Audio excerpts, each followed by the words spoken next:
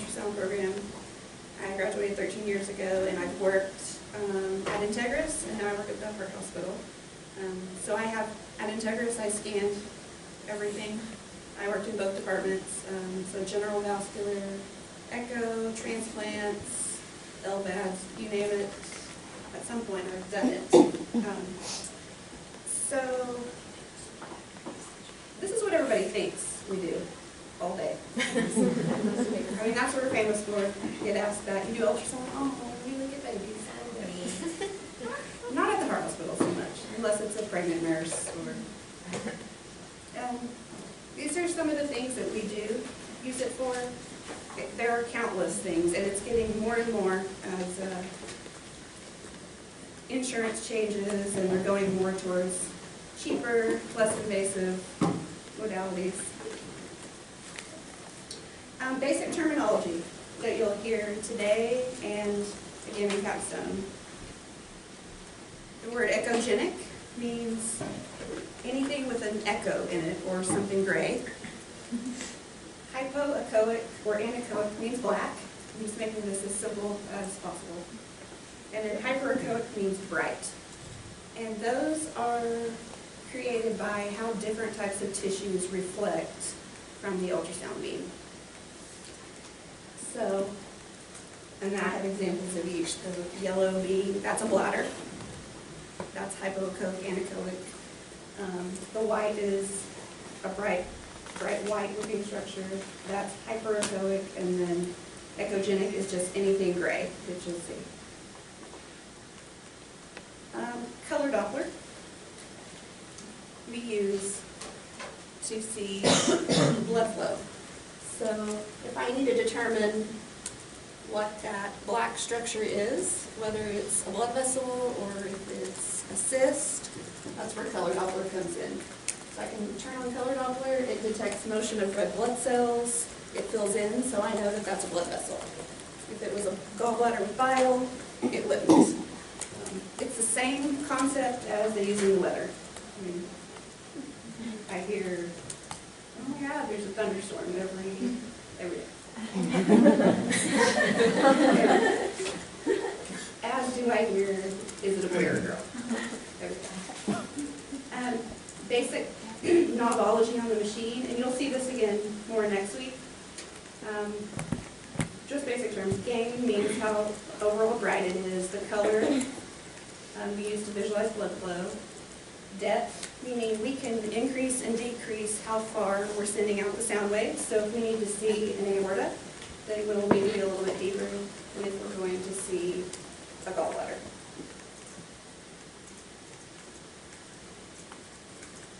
These are a couple of different types of transducers. So if you hear transducer, that's what that means. I actually brought, this is actually a little ultrasound machine. And it has different transducers. And you'll see, and probably use both, or all different kinds, because they're all based on what you need to look at. Some are higher frequency to look at blood vessels, those things that are really superficial. And then these more curved ones, those look at babies, livers, gallbladders. So all different types of transducers that we have. And we have way more than that, but those are the basic ones. So I'm going to go over the FAST exam, since this is something you might actually use if you work in the ER or maybe in your ER rotation. But FAST stands for Focused Assessment of Sonography and Trauma. And basically it is a quick scan around to see if you can find anything life-threatening with the ultrasound. These are the four places traditionally, although it's branched out, but these are the four main places that are still used. The left upper quadrant, the right upper quadrant, subxiphoid, or just right below your xiphoid process, and then your pelvis. And then when would you use it in the ER or in this situation? With blunt penetrating chest trauma or abdominal trauma. Someone that's really hypotensive and you don't know why, no clue, this is actually it can be very helpful. Trauma in pregnancy, when you're obviously not going to be able to use maybe some of your more traditional imaging. Pediatric trauma, cardiac arrest, we use it, at the heart hospital, we use it in nearly every code. Whether that's the standard across the board, I don't think so, but I can tell you how very helpful it is to use it. But during a cardiac arrest, a witness that comes in, I'll show you how it can help you maybe put the answer some questions. And then for fetal heart plans, obviously, it's what we're famous for. Advantages of using ultrasound, 3 to 5 minutes at the most, and you can have answered some questions. You don't have to take them to a CAT scan. You don't have to take them to an MRI. It's not invasive. There's no radiation. You can easily repeat it. So if you have someone that comes in and you don't see anything right away, 30 minutes later, it's very easy to look again. Very easy. Sometimes it takes a while for blood to accumulate to where you can see it. The sensitivity and specificity is equal to peritoneal lavage and CT. There's been multiple studies done that show that it is very accurate to use. The disadvantages, and I cannot stress the first one enough, it is only as good as the person using it. So if you know what you're doing and using it, it's wonderful. If someone doesn't, then it's not. It's very, very, and that goes for when you are out in the field and order ultrasounds. The test you get is only going to be as good as the person that does it. Unfortunately, not even the doctor that reads it, it's the person that does it, because if we don't show it, they don't see it. It also can't necessarily always specify where the injury is. We might be able to tell you that there's blood in the peritoneal cavity, but where from? That's not necessarily our strength. And then it is limited, just like everything else in medicine, a lot by body habitus. Sound waves. We have some good penetration with sound waves, even more so now, but we are still limited with how sound travels through the body. So in a fast exam, where do you put the probe? These are the 4 places: right upper quadrant, subxiphoid, left upper quadrant, and the pelvis. And this, as you can see, they're using this type of probe, because we're looking at through the gut, through the belly.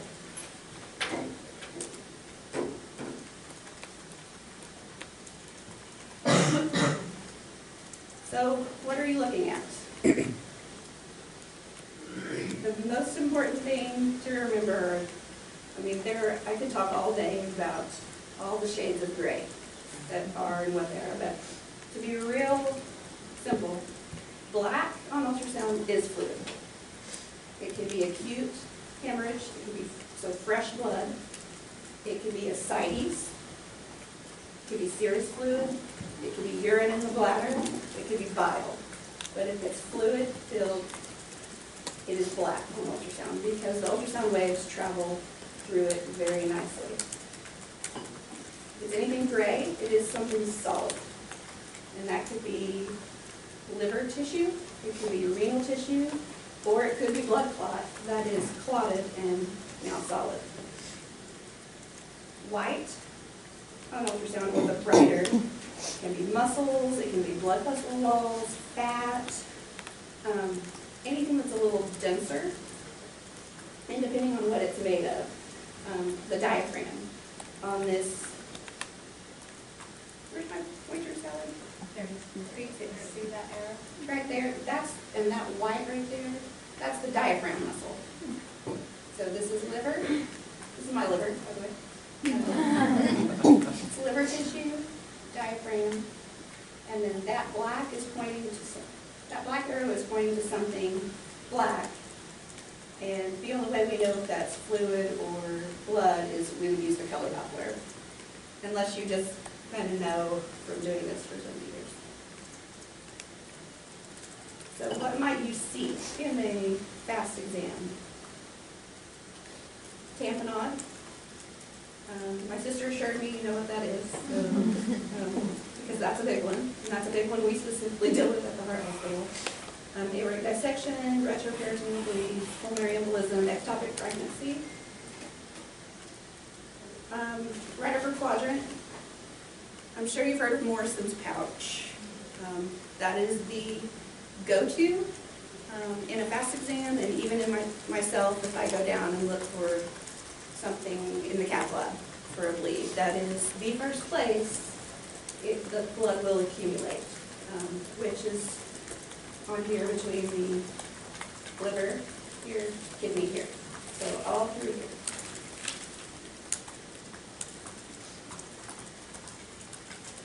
An aorta, and this is, I'm just showing you some normal stuff first.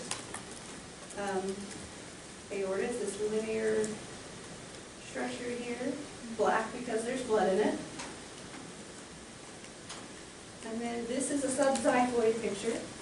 And this right here is a diagram to show you exactly what picture I was taking.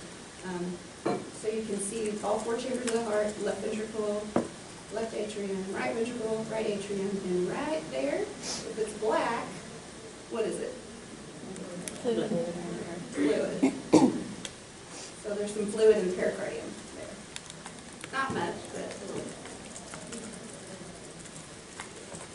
Okay, so these are some more abnormal things. So I try to keep it all particular to ER situations, since that's when you're likely probably scanning. 75-year-old male, epigastric pain, chest pain, afebrile, normal lab values, right upper quadrant ultrasound. So this black is fluid. In this case, this is the gallbladder, so it's bile. And then we have this, that bright structure, and you see this shadow behind it. That's a gallstone. So gallstones are typically calcified cholesterol crystals, and so they actually absorb the sound, and you get a dirty kind of shadow beneath it. But that's a very helpful tool to know when you're, because you'll see a lot of things that are bright around there, but in the gallbladder, that is a classic gallstone shadow. And then here is a 59-year-old female. She had right upper quadrant pain for 2 days, anomaly for 2 days, diarrhea for a day, told me bloating for 3 months.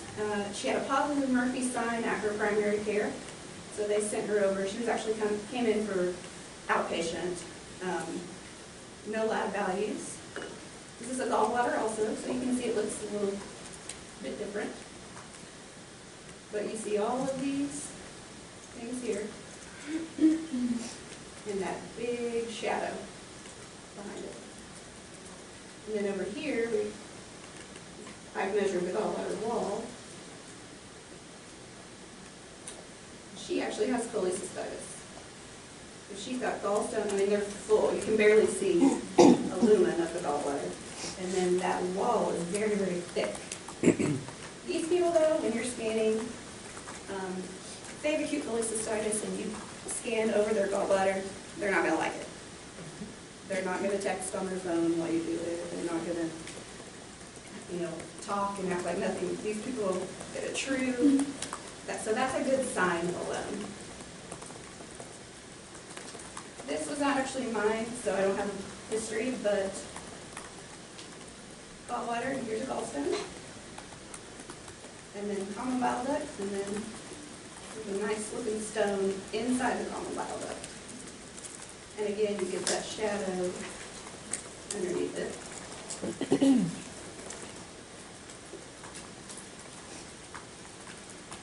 Okay, this was our 68-year-old male. He had elevated BNP, dyspnea, orthopnea, lower extremity swelling. I just did a quick scan looking more for ascites than anything. And so liver here, bright white diaphragm, but then there's this black fluid collection.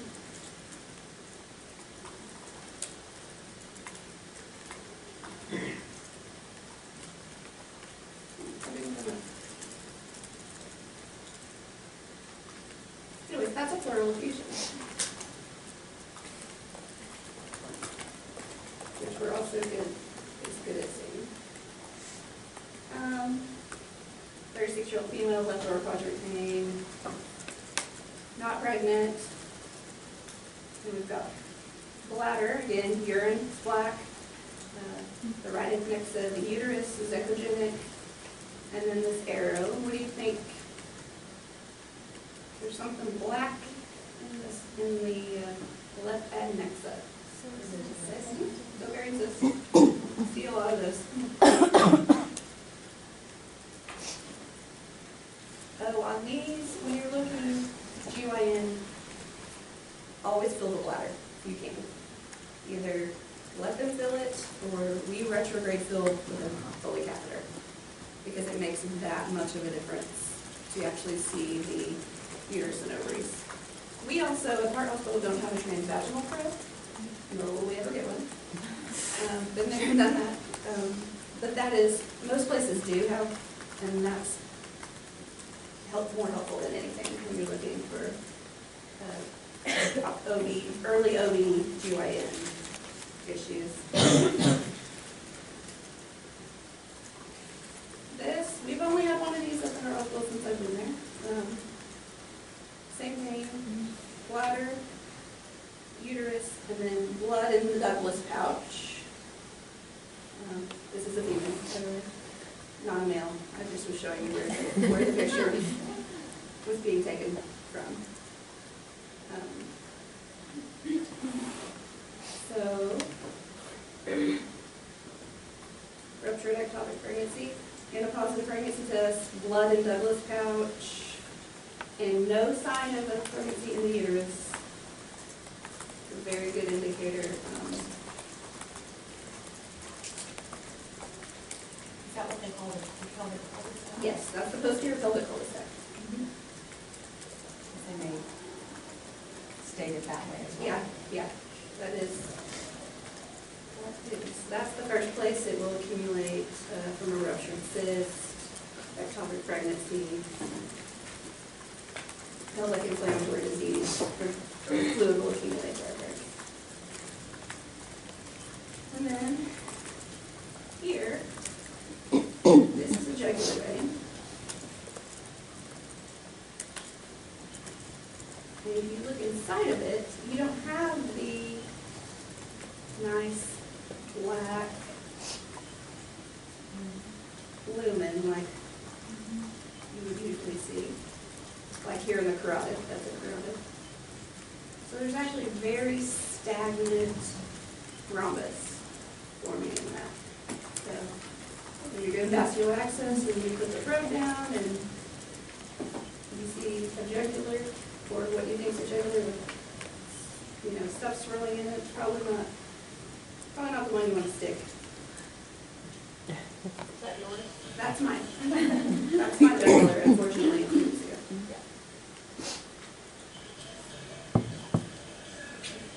This is a brachial artery. It's kind of the same thing. You see black. Probably the OR with music going. That must be the OR with music going. Can you hear it? Yeah. Actually, this was the ER. And this was just a few weeks ago. This was some of the ones I added late, I didn't put the histories on, but this is an 82-year-old man who came in with right arm pain for about 2 hours. Woke him up in the middle of the night, and then woke me up in the middle of the night. Hand was visibly purple and cold.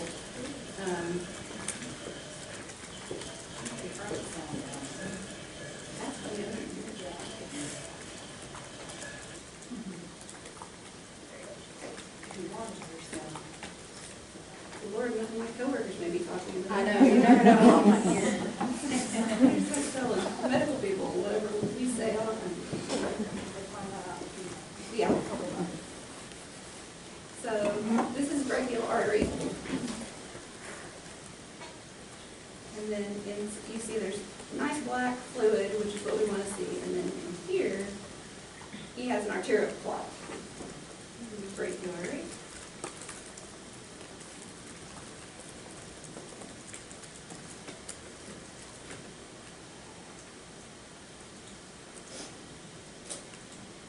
Oh, there. Just minimize it.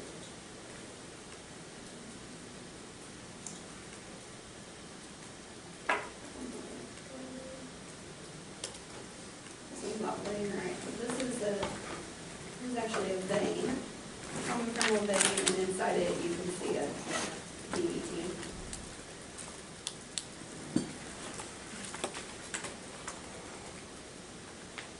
And then again on the fast exam pictures, left lower quadrant, this is all bowel flowing through there, but you can see this person just has massive amounts of fluid, of peritoneal fluid. This is the same person, right upper quadrant, and they have some up here, really big IVC. But this ended up being, once it was aspirated, it was ascites.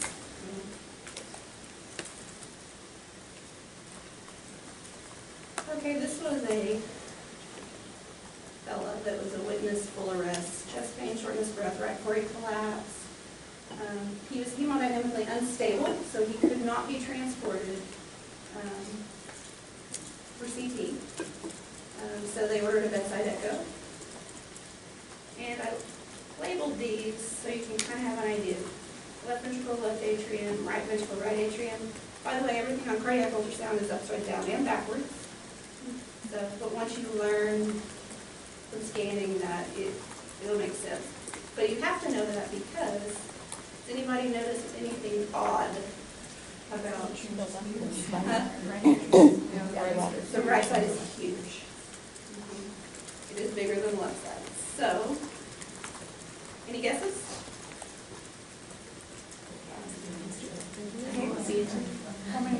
Pulmonary. Pulmonary? Did you get it, Sally? Pulmonary embolism. So She we sends are. me these things all the time, says, what's the diagnosis?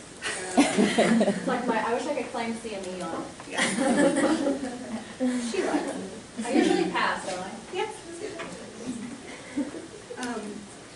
So while we are not the gold standard for pulmonary embolism by any means, it is a very valuable tool to have and to know for the situations where you just can't transport them to CT and you need an answer right that second. That can tell you a lot. If that right heart's failing and strained. If it's bigger, I'm not promising because there's other things that can cause it, but in certain scenarios, it's very helpful to initiate treatment without having to give. Have you seen ER doctors do a fast exam before they even get their stethoscope out? Yes. Yeah. Yes. Yeah, I mean, that kind of become. Especially in trauma situations, which we don't get a ton there, but I do know, like during the tornado a few years ago, I went down and just scanned. You know, we had kids come in and that's what we used. And it was chaos, but we used that quite a bit. Because that's going to be able to tell them certain things even that a stethoscope can't. Okay, now some more fun stuff. That's a little weirder, but might be a little more exciting for you've never seen it before. You're like, what? I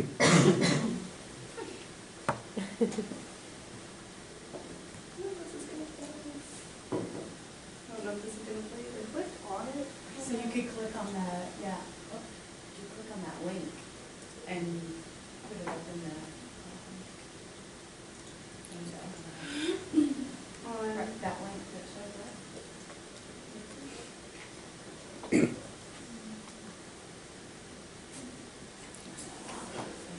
Well, I can still show it to you.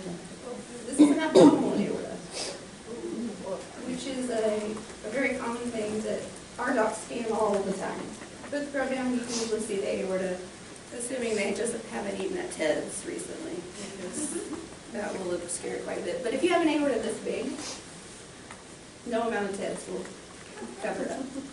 So it is good to look at abdominal aortas, to look for rupture. This one is not ruptured per se, but it's about 3 times the size of what we call enlarged. And you can see it's full of thrombus. And then this is the part that's still open. The part that's still open is almost normal size.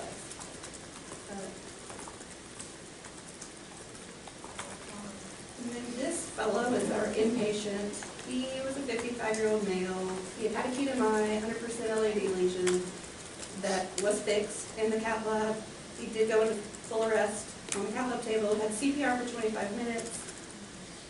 We do a stat echo in every cath lab code. So that wasn't, and I hung around, that's what I often do. His echo, his heart really didn't look too bad. But he was persistently hypotensive, even with his heart. His LAD was open. And from a cardiac standpoint, he had been fixed. So I just was a little curious, again, why you, because there's a reason for everything, and if we can find it, it helps. So I looked at his belly, and this is liver. And you can see this bright white, that's the liver capsule. And you can see it ends right about there. And same thing over here. There, and you see that faint little bit of line there of capsule, but there's all of this fluid, which is, in this case, blood. Because it's fresh blood, it's going to look black. And then jumped over, that's his spleen. And then all of this around his spleen. So, well, he had a liver capsule rupture from the CPR. Unfortunately. And he did not survive that. He bled. Even when we knew it was a bad one.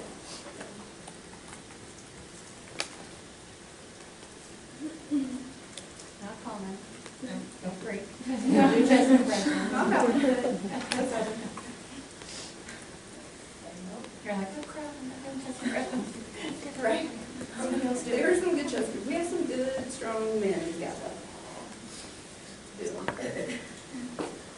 So here's a 30-year-old man.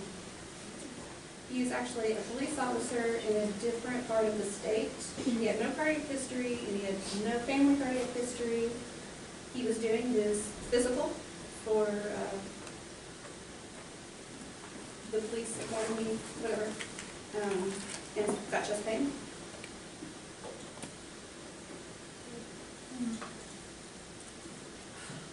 I don't know why it won't.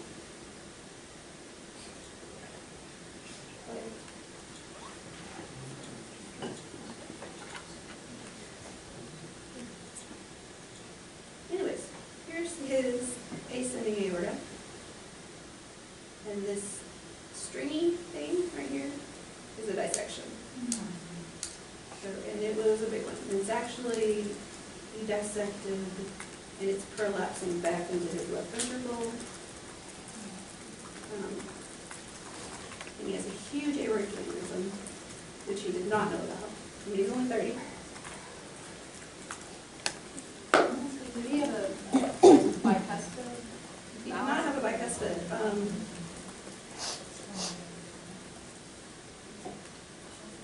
Where did I go back?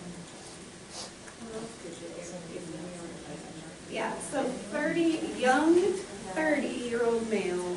It was not a bicuspid valve. This is what you're getting, this is what will happen on rotation. You're gonna get him. You're gonna get him, yeah, at shift change. And yeah, you think 30-year-old male, he had, they sent him to us from a different facility for suspected MI, chest pain, elevated enzymes. By the time he got to us, he was not looking so hot. He was hypertensive quite a bit. They did a CT also and saw this. 6 centimeter ascending aorta. So, yeah, what are some things that could cause that in a younger, otherwise healthy Markings? markings? Absolutely, that's a good one. Did he have markings? He did not have markings.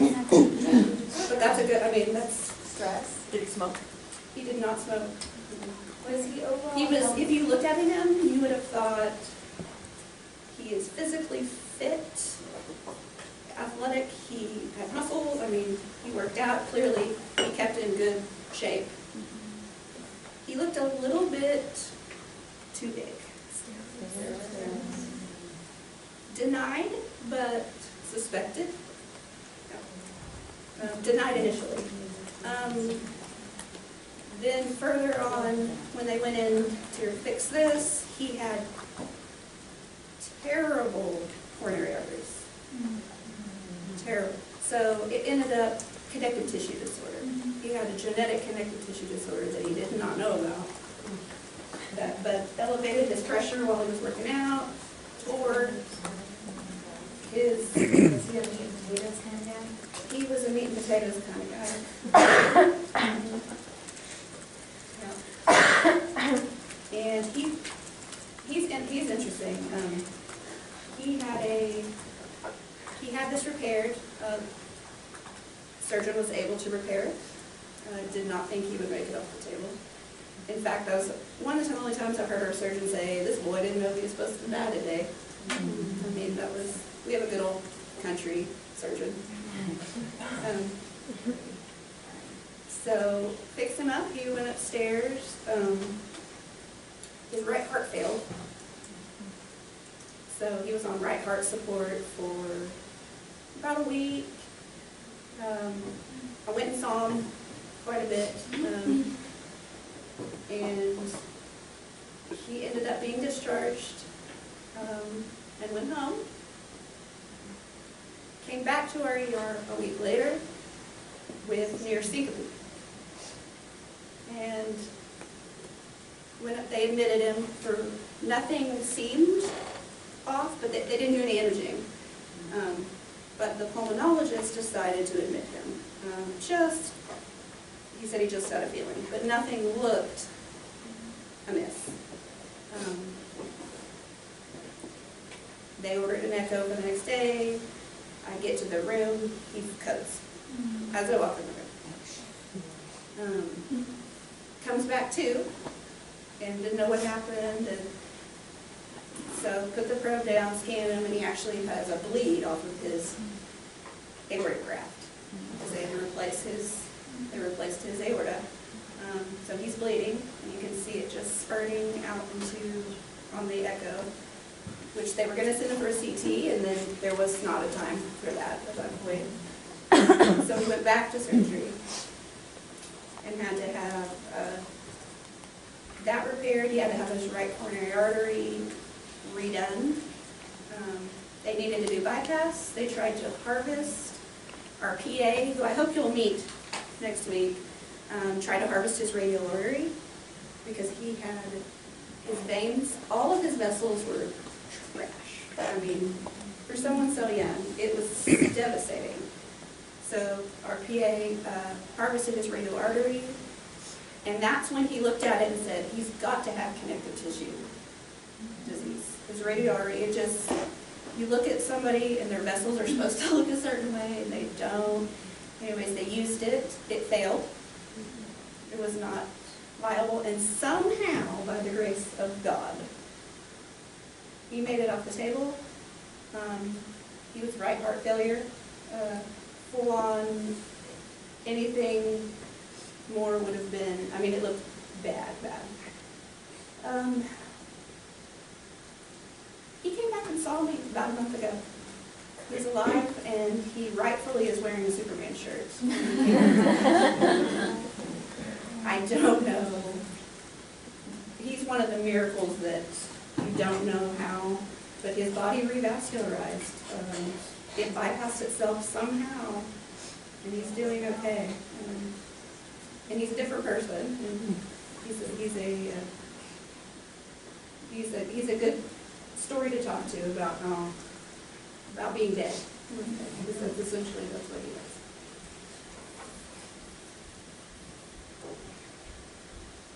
Okay, this is our 55-year-old female. She just had cabbage 17 days ago. She discharged 12 days prior to this. Came in, she was chest pain, just kind of short of breath, a little more than when she left the hospital. Blood pressure's not terribly low, but low. This is what we call a parasternal long axis,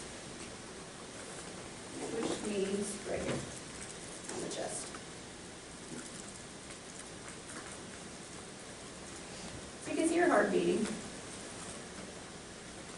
And you see, it seems like kind of is swinging, kind of swinging around. That's all pericardial effusion.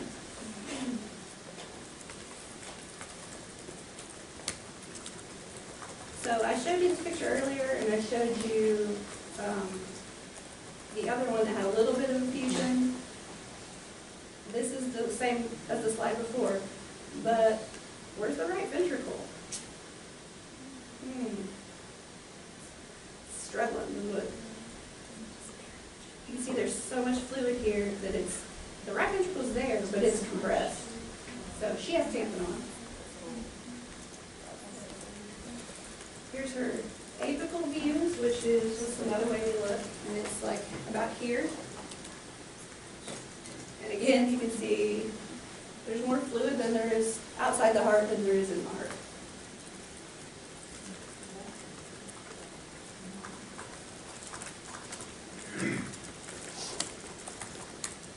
Okay, this is one of my all-time favorite patients.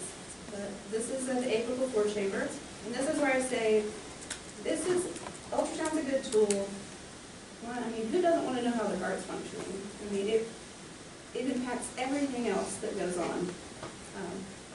But this is a nice little 82-year-old male. When he came in, he had a CHF exacerbation. He has aortic stenosis. This is his LV. And you can see it's squeezing. It's moving. This is his mitral valve. It's moving. Not great, but it's squeezing a little bit. So he has an EF of about 15%. So just being able to look and visually see how much that heart is squeezing. And he's just talking, and he has a girlfriend, and he's the cutest little thing ever. He does not want surgery, so they offered him a balloon aortic valvuloplasty. I don't know if you guys learned about that. So take him in to basically crack open his valve, which I hate it when they say crack a valve.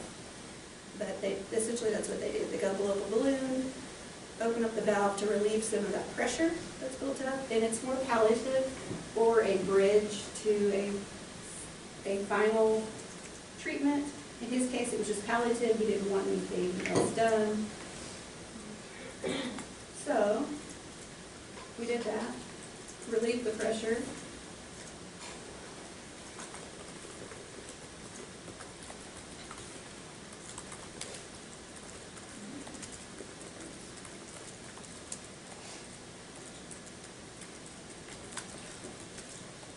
So this is him still, but he coded just after the procedure. And this is what VITA looks like. You get to hear about it, but that you can see why it's not a life-sustaining rhythm. You see bubbles kind of floating in, that's epinephrine that's being given. It's he's on every drip. And you can see the valves fluttering, but there's no squeeze, there's no perfusion going to the body. And we shocked him, and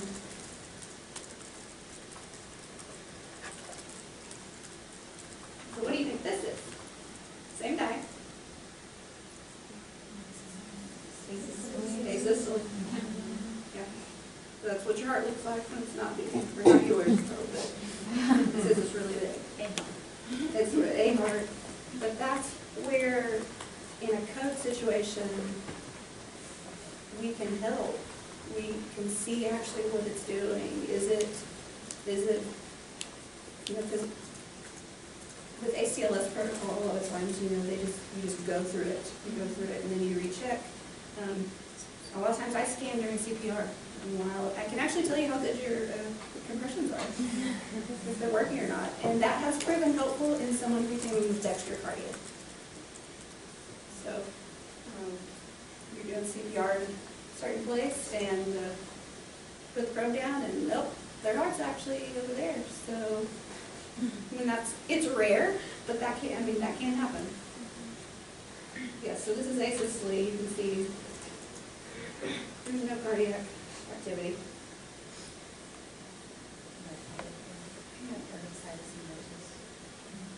Yeah.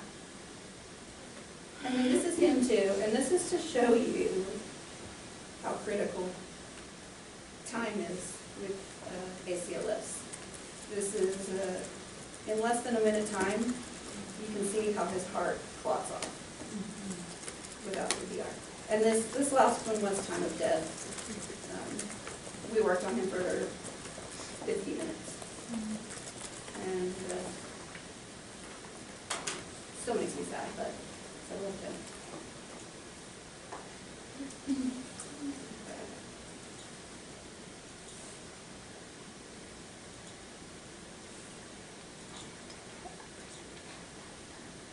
Okay. This is a 39-year-old male.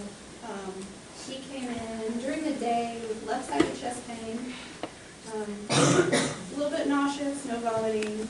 His EKG looked normal, his cardiac enzymes looked normal. He reported playing a co-ed softball the day before, with beer, and had a collision at second base, but it didn't really, nothing big. He didn't feel like but upon, you know, sometimes they don't always tell you the whole story until you ask the right questions. So I went down, and, well, the ER doctor, proud of him, scanned first and was like, you know, I don't know, but something doesn't seem right. So I went down, and this is his spleen. And there's a little bit of fluid there, spleen, fluid there, and fluid there. He actually had a splenic laceration and had lead around his splenic capsule. It doesn't have to be a lot, as you see, for it to, and he got promptly got transferred to OU, because we don't do that.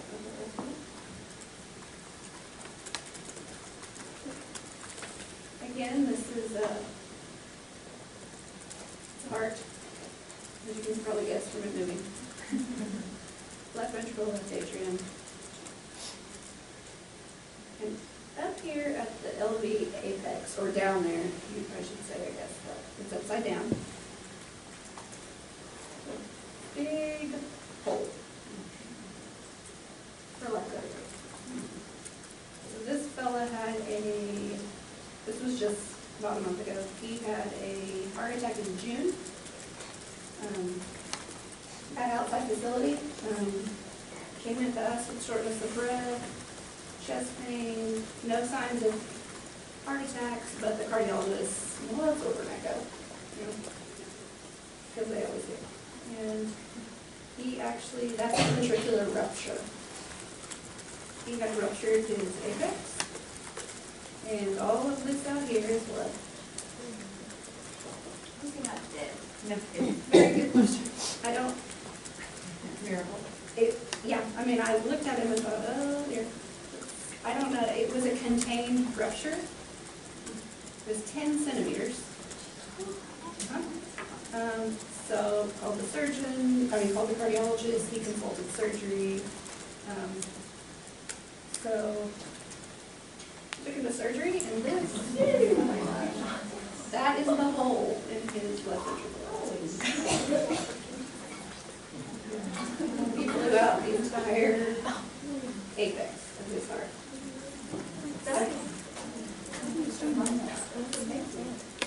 He did not survive surgery. He did not survive surgery, but most of these people do not. unfortunately. There's nothing, that tissue is dead. How long ago was that for the chest pain presentation? I mean, what? Chest pain, and from this visit, Was his chest pain like how long before you got, yeah? So he- Had he been hurt? he had a heart attack back in June, and then when he came to us, he had his echo about 8 hours after he came to the ER, is when they, and then that's when I saw it, and called the cardiologist, he told him, called surgery, and they met the meeting of the minds, because this is a very, very high risk procedure. And this man was only 59, so, but he was very adamant that he wanted to have surgery. He was very adamant that he wanted. So the surgeon said he would take it on. It was much big, it was the biggest one the surgeon had ever seen, and he's been operating for years. I actually went into surgery and, I had to see it. It was, but that's after he has removed the pseudo, we call it a pseudoaneurysm of the left ventricle. Do you know the difference between a pseudoaneurysm and an aneurysm? What'd you say? Pseudo means fake, so. Yeah, essentially. So an aneurysm of the heart means that the heart wall itself is intact, but it bulges out. A pseudoaneurysm means that there is a break in the heart wall, and its blood is basically contained by itself. Like it bleeds out, and the pericardium helps contain it. It was so big. He took it all off, got rid of it all. But that tissue, it ruptures for a reason. It ruptures, it didn't rupture back in June. It ruptured probably probably 2 weeks after. It's anywhere from 7 to 14 days is the most likely time for you to perforate a heart wall after an MI, which is scary because you send people home and think all is well, but the heart's weak, that wall's weak, you fix it, you get the function back going, and as the function gets better, it pops the weakest spot open. I see it way more in women. Way more in women. And the prognosis is very poor for which seems like, let's say on a follow-up visit in clinic, do they ever just scan these just to check them? after MIs? Yeah. Just in the office, a lot of the cardiologists have that go in their office, so. They do, all of ours do, have their Yeah. own. So they do an echo 2 weeks after the MI? Not necessarily 2 weeks. What they usually don't unless they hear a murmur. If they hear something, or if they're really suspect that it's going to be something like that, then they will. And it really, if that, then they send them to the hospital to be scanned. Because clinicals are nothing, they're good at what they do, but they don't see the same things that we do. So it wasn't, and unfortunately, I will have to report that this man had 3 other echoes before I scanned him. So, At that ER visit or no, prior. And obviously, it didn't get 10 centimeters overnight. So it had been developing probably since July. He had his heart attack at the end of June.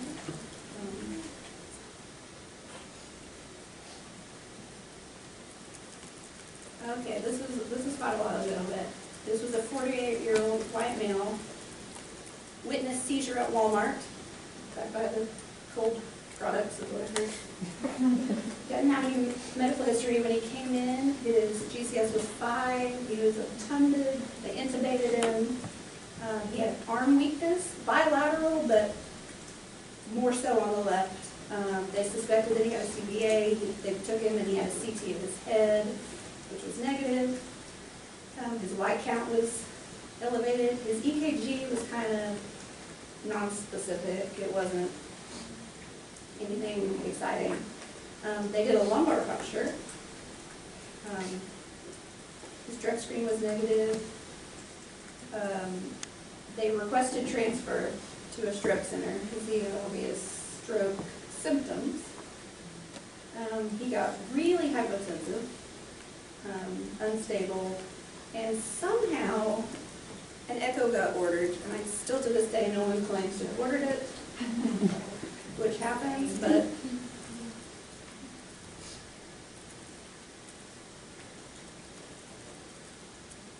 so I look at his chest, but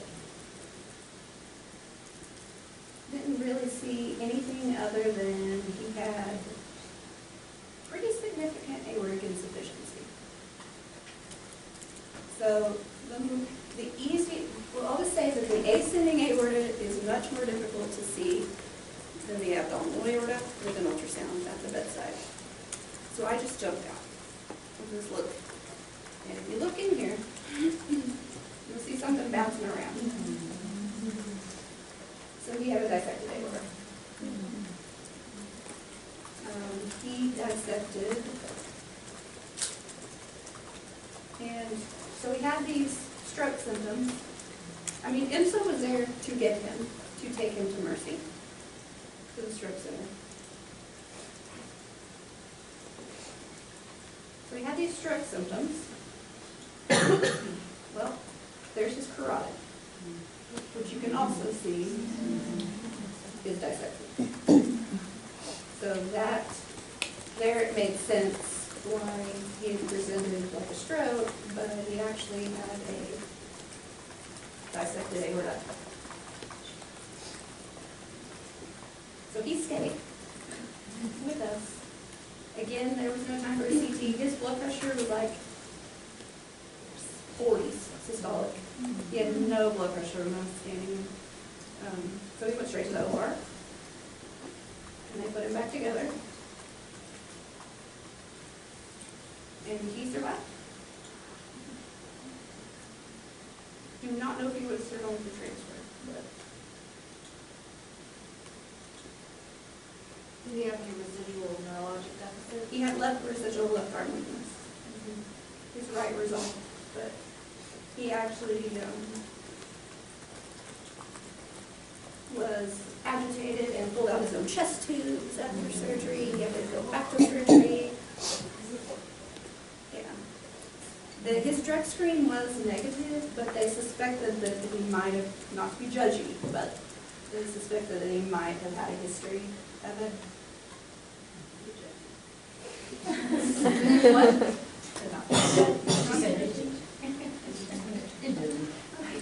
You have to be. I mean, How old was he? 49.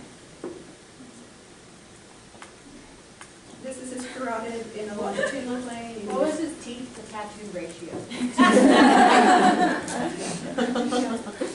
I'm not seeing the teeth. I'm not looking at it. I was not personally looking at his teeth. But I'm not tattooed. You can usually, if you get to talk to a couple of family members, get a really good picture. Not that we have bias, right, Professor Morales? It's impossible. All humans have bias. It's not bias, it's medically educated knowledge That will help that them. is true and helping you know what the etiology of what is going on. Hey, and here's another thing, and you might, they already did drugs, I know, but this synthetic marijuana, that's not on a drug screen, Nope. right? No.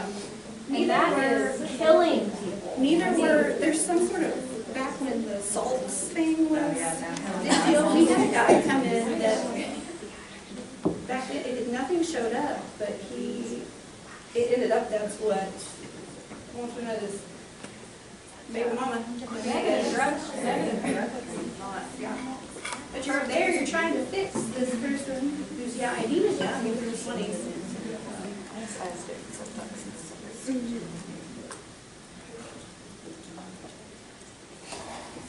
Carotid dissections are, if you have a young person that has a stroke, especially speech, and it's really easy, if you just put that, if you can see a carotid and you see something floating around in there, not good.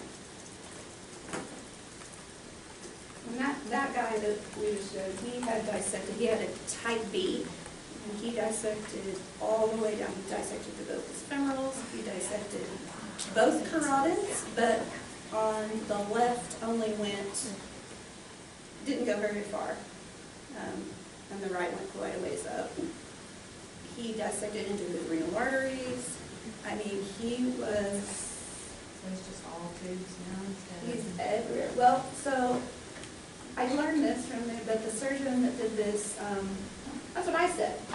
How do you put Humpty Dumpty back together, basically? A lot of hoses in there. He said if you go to the initial point of tear, which on his was at the valve, and they use a glue to seal it down, and if you fix the initial point of tear, The rest will pop back. the rest falls back into place. You just reroute around that intima. You don't have to go down and tack everything down as long as you fix the initial point of tear. So he may still have a somewhat of a flap, but there's not going to be blood flow through it. Yeah, So- that's what, I think if you reestablish the blood flow and pressure in the right place, then it pushes the other Yeah, back. it'll push it back out. The body's pretty painful. And that's what this did. So how do you determine initially where, I guess, the closest part within the heart? So, like I said, depending on the type of dissection, that's where ultrasound and an echo particularly, that's where we come in as being valuable. We're not the gold standard for dissection. Order a CT if you need that. You know, the test answer, but, Huh? and that's the test Yes, answer CT. for and otherwise, but. Yes. But as far as point of origin, a lot of times they can tell on the CT, depending on if they can use contrast or not. When it's in the heart, like this one was, at the level of the valve, ultrasound is really the echo. A transesophageal ultrasound would be the best way to pinpoint that's where the tear is. And that also tells them, do I have to fix the valve or not? Because that's a whole other ballgame. If you have to replace the valve too. And then is there an aneurysm? Do I have to replace the whole root? There's all different kinds.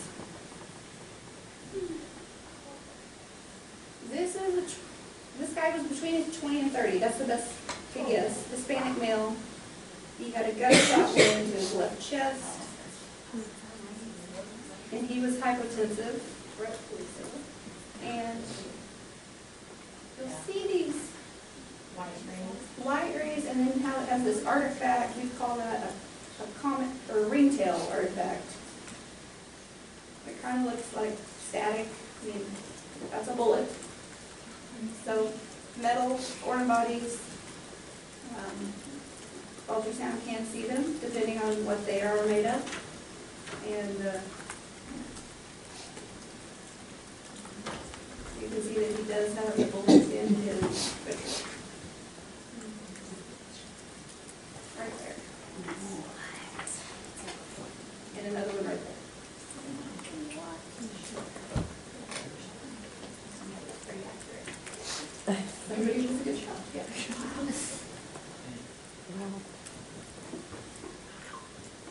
Oh, this is a little bonus case I threw in. This is a 16-year-old female.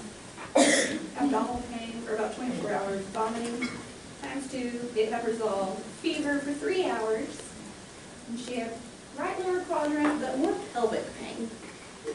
This is my daughter, by the way. So, hurting, but really was saying I hurt here. I called Professor Roller. We discussed it. I decided, it was Friday night, I was, no, let me just go look at her.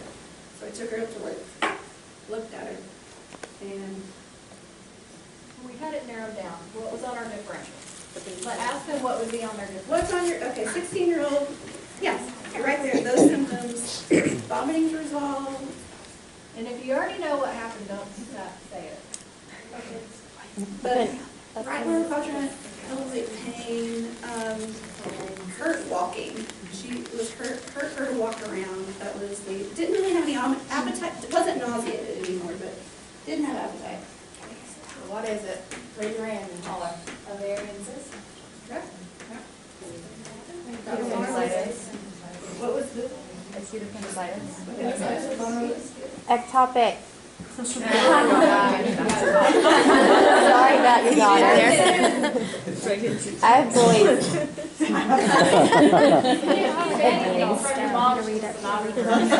And your readers.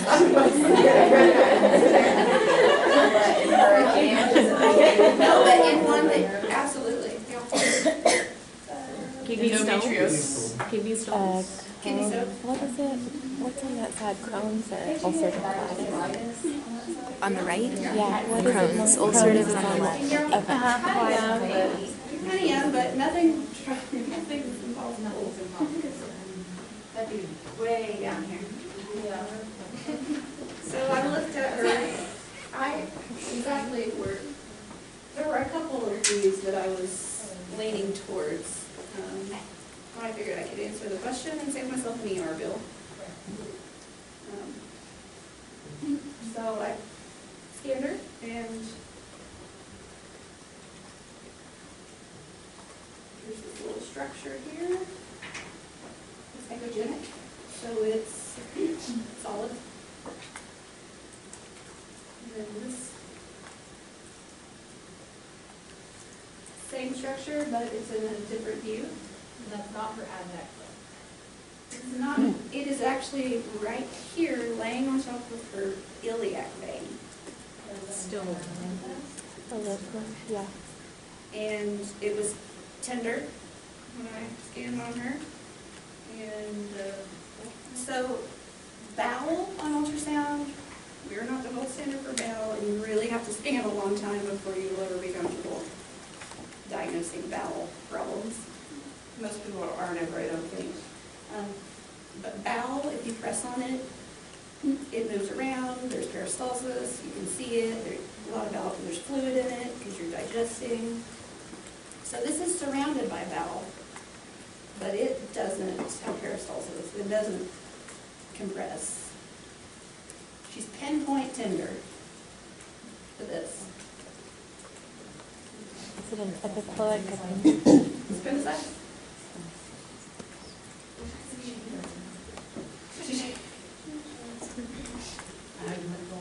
No, it's like, it's just on it. Oh, it is?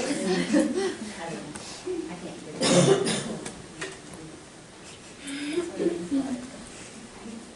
So I took her down to the ER. Let Professor Rohr. Call the surgeon. Huh? Call the surgeon. Decline the CT. Well, so I went down, and it was one of my favorite ER doctors, and I let him examine her, and he turned around and goes, I think she has acute appy, and I said, I know. I scanned her, and he goes, you didn't tell me. I was like, I'm just seeing how your clinical exam is. So before he had her CT, even he was already thinking, and he's real, that's a good ER doctor. And I knew he was, so it was fun to mess with him. The surgeon, of course, wanted a CT because this is unofficial, off the book. This is mom. So this is CT, her CT, and I put the red circle around her appendix. I don't know how familiar you are with CTs yet, but, and then that's measuring, and it's 12.9 millimeters, and it should be less than 6. So, and her pain was because it had adhered itself into her pelvis. It was laying on her iliac vein. I was not crazy. And the surgeon said it was stuck back there, that the tip was almost back towards her rectum. Almost to her rectum. That's how far back it was there. And there she is. That's after it's out. She did not eat that chocolate milk. They should not give you chocolate milk after. So also adding to that story, you're saying it was behind behind her rectum. So your appendix, a lot of the times when it gets inflamed, it moves. It's So- bigger. Yeah, because it's bigger. And just like she said, when it's inflamed, I mean, your bowels are moving quite a bit. Your appendix can not only, go down and below your rectum, but a lot of times too, curve up and stick to the back of the gallbladder or up into the liver. And so they'll have right upper quadrant abdominal pain, that's because the appendix went up and got stuck up to the gallbladder and the liver. So it's not always going to be picture textbook perfect, and that's why CT is extremely important as well. Because otherwise, until you get into the OR, you're like, oh, okay, well, what we thought was going on is not the case, so. I don't recommend ordering an ultrasound for the appendix outside of children. Children, it's a rational thing to do, I feel like, but it's hard to find the appendix in an adult. Well, you have to be a really good sonographer. You have to be Yeah. really good. Just saying. I've seen it in pregnant women. They will order appendix, and that's very, I don't have a problem with that. You just have to have someone who's gonna take the time to find it, because it looks like bowel, it looks like everything else in there, but it's not bowel, so there's no peristalsis going on in it. So if you find it, that's kinda how you know. And it helped that she hurt there, I mean, and she's a tiny little thing, so really it didn't have anywhere else to go. And then this is kind of gonna lead into what we do in a couple of, or a week and a half, whenever it's a couple of weeks. Ultrasound can be used for a lot of things interventional wise. We use it for vascular access, joint aspirations, injections, we use it for dialysis catheter, we do paracentesis, thoracentesis, biopsies. We visualize foreign bodies. This is just one example of, this is a gallbladder. You see it's full of sludge. Full of sludge. And then inside of it, we've stuck a pigtail catheter to drain it. We actually do cholecystostomies at the heart hospital of all places. We have a really good interventional radiologist. But people that are septic and it ends up being acute cholecystitis, they're too sick to go to surgery. We've probably done 20 of these in my time there. I mean, they get better. Their fever will be gone the next day. It's pretty, I used to question it, but I don't know. But you can see the catheter. This is a typical double wall, what a catheter looks like on ultrasound. Is that Dr. Falcon? Sorry. So this is the heart, left atrium, left ventricle, right ventricle. You can see this double wall device. It's coming up through the aorta into the left ventricle. It's supposed to be there. But this, if anybody rotates with one of our doctors, you will see these. This is called an impella. I don't know if you guys teach about impella in cardiology, but it's basically a left ventricular assist device. It's a temporary thing. It's not, it's kind of like an LVAD, but it's not an LVAD. An LVAD, you puncture the apex and put in kind of a machine. This is actually through the groin, or our doctor puts it through the axillary artery. I think he's the only one that does that, because he likes to be the only one that does things. And puts it in there, and it actually, for people with cardiogenic shock, they'll put these in as kind of a cushion to help them recover from an MI. So that is the catheter, and we use that to, we use ultrasound to measure the placement of it. So that was one of ours. And it has a little motor on it, and it sucks the blood out of the ventricle. So it takes the burden off of your left ventricle and makes it easier to squeeze and gives it some rest. And then, do they remove it? They typically remove it anywhere. Sometimes they remove it the same day, sometimes a few days. The most we typically leave them in is a week. So, if you need something after that, you have to look more towards ECMO or an LVAD. But usually if you get it in, it's you don't need it for very long if you do it. And sometimes I put them in as a precaution. We did that last Friday on the day off. Your day. Yeah. Notice that. Yeah. Yeah, my day off was 5 hours in the cath lab. But we had to put one in. But it goes in through the aortic valve, into the ventricle, and it sucks the blood out for you. And then vascular access, that's what we're going to work on more on the 12th. We use it at the hospital, everyone, they use it for central access, and the nurses, like our house resource nurses, they have their little machine, they use it for peripheral access.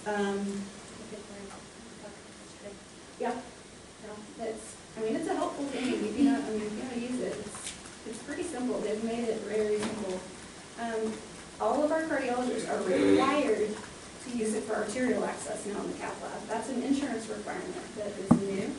So we have an ultrasound in every single, every femoral stick, every penis stick, they use it. And they love it. But it's safe, and it does, it's supposed to reduce the amount of complications, pseudoaneurysms, retroperitoneal bleeds, because you can pick a good place to stick. Rather than blindly, you can actually see, is there a big, huge chunk of calcium, or can I find a cleaner spot to stick? And then this is what we'll look at. Just the differences in planes between, for vascular access, you're going to have a short axis would be going perpendicular to the vessel I'm on, and then a long axis would be, I'm going to use the right one, would be straight up and down, long ways from the vessel I'm on. And you can see that jugular and that jugular, the same, it's just different rotation of this probe. And typically, they use this short axis to stick with. And there's the needle there in the jugular vein, that same one over here. But you can see that little pattern, and you can see it go right in there. It's pretty awesome to have around, but you can see, yes, I am in the jugular and not the carotid. Although you should probably know that by what comes out, but at least you don't stick around and get hematoma. And it's my last slide, and I had to do it. You can't do it. Can't do it. But I have this. This is a little ultrasound machine. And I'm going to pass it around if you want.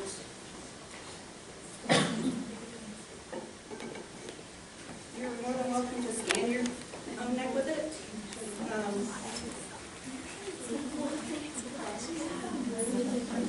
But it's literally like an iPad. And there's your picture. Yes.